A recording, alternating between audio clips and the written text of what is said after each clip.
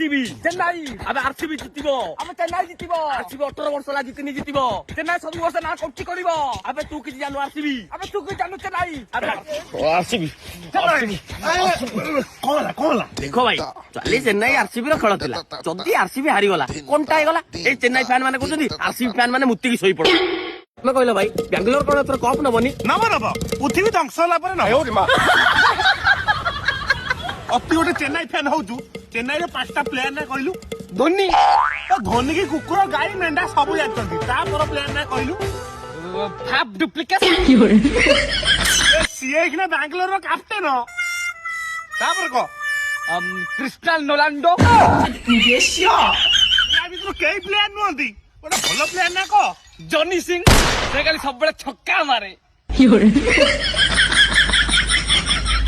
सोला 5टा प्लेयर ना कहि पाना ते झगड़ा लागुछन्ती आ तू कोन